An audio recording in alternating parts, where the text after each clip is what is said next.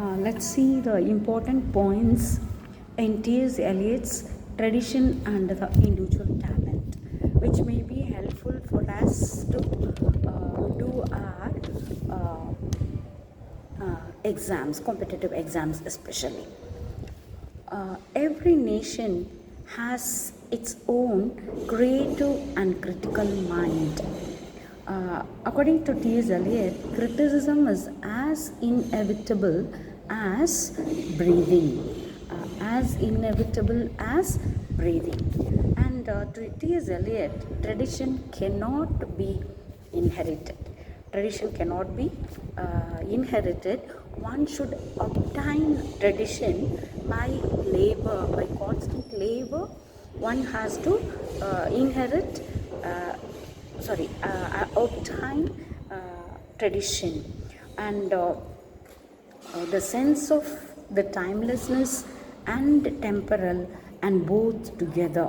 The sense of the timelessness and temporal, and both together make a writer traditional.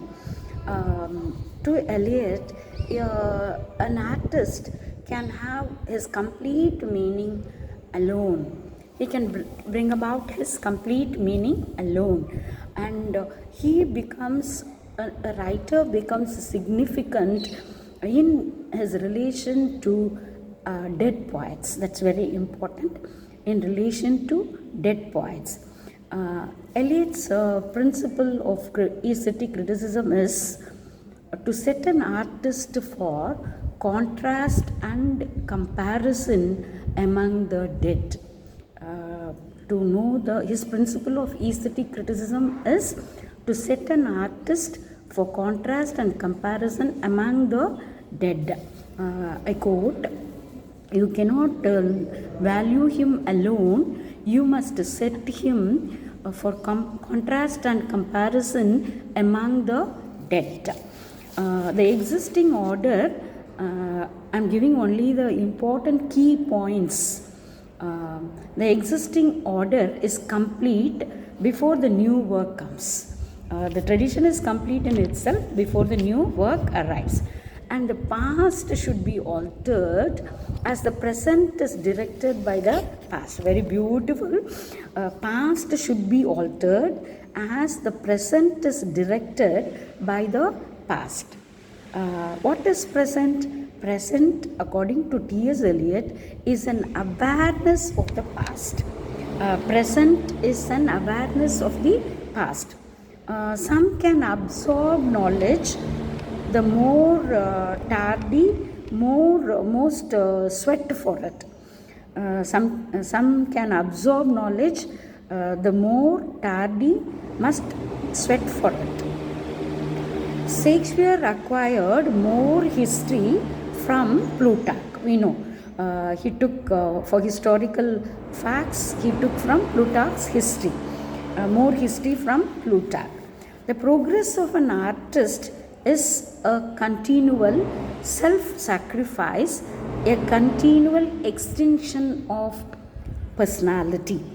I repeat, the progress of an artist is a continual self-sacrifice, a continual extinction of personality.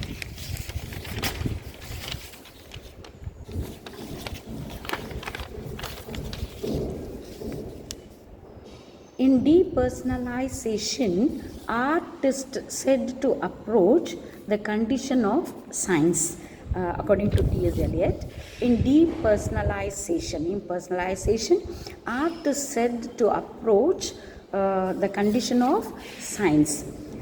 He says, T.S. Eliot says, honest criticism and sensitive appreciation are directed upon the poetry. Honest criticism and sensitive appreciation are directed upon the poetry.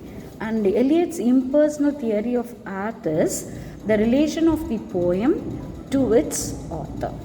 Impersonal theory of art is the relation of the poem to its author.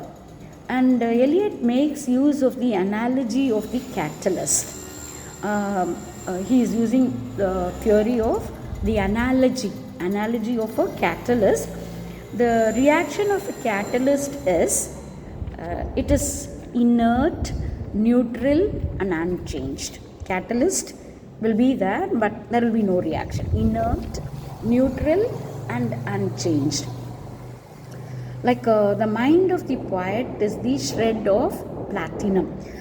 In the preparation of sulfuric acid, oxygen and sulfur dioxide in the presence of a filament of platinum form sulfuric acid. Likewise, the mind of the poet is a shred of platinum according to S.Eliot. The mind, the emotions and feelings are the two elements which enter the presence of the transforming catalyst. Whereas we have oxygen and sulfur dioxide, here emotions and feelings are the two elements, and filament is the mind of the poet. And here a receptacle for storing poet's mind, according to S.Eliot, a poet's mind is a receptacle, receiver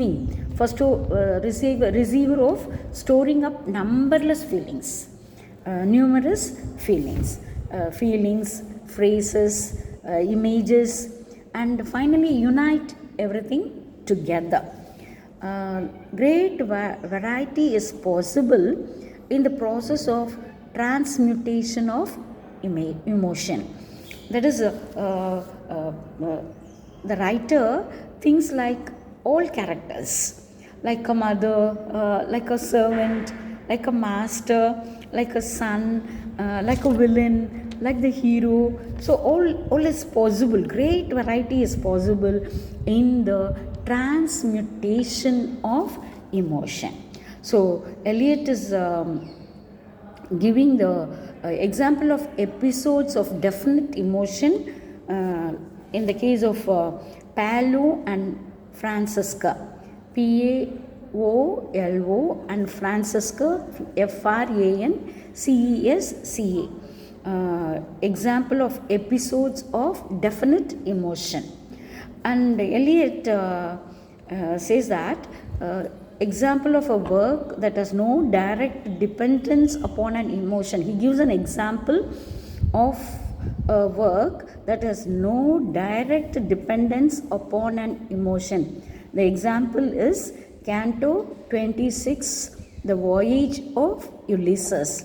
Canto 26, The Voyage of Ulysses, as an example of a work that has no direct dependence upon an emotion.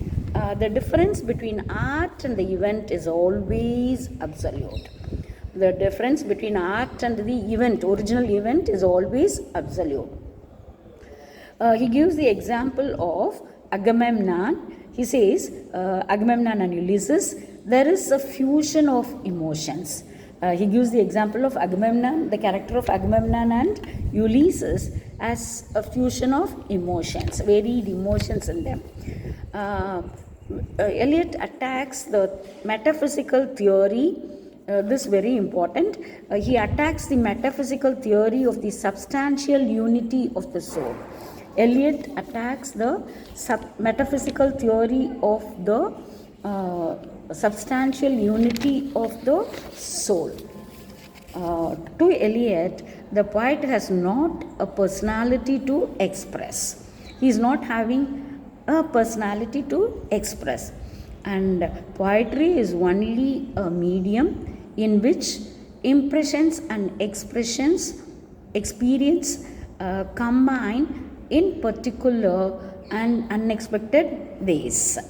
In poetry is a medium in which impressions and experience combine together in peculiar and unexpected ways.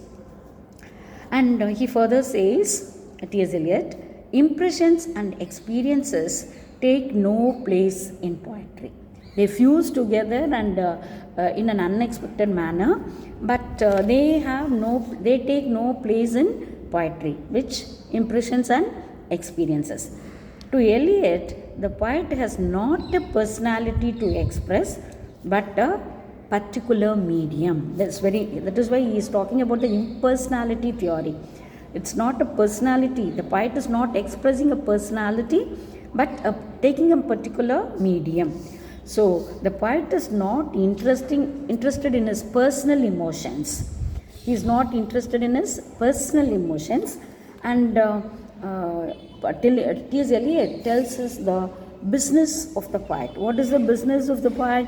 It is not to find new emotions, but to use the ordinary ones. That is very important. The poet's duty is not to find new emotions, but to make use of the ordinary ones. That's very important. And here he says, he is talking about Wordsworth's definition. When Wordsworth gives the definition of poetry as a spontaneous overflow of powerful feelings, he completes the definition by saying that emotion recollected in tranquility. So these are Wordsworth's words. And here Eliot further continues, poetry is not a turning loose of emotion, but an escape from emotion. T.S. Eliot says it is not a turning loose of, not letting out whatever emotions come to us. It is only an escape from emotion. And Eliot lauds, praises the aim of diverting interest from the poet to the poetry. So he says that we should give importance to the poem rather than to the poet. So Eliot's emotion of art is impersonal. Emotion of art is impersonal. So when can a poet reach impersonality? According to T.S. Eliot, he says that how can a poet attain this impersonality? According to Eliot, by surrendering himself wholly, completely to the work to be done. By surrendering himself to the work at hand, the poet can completely become impersonality, attain impersonality. He need not express his personal emotions, but he can attain impersonality. Thank you.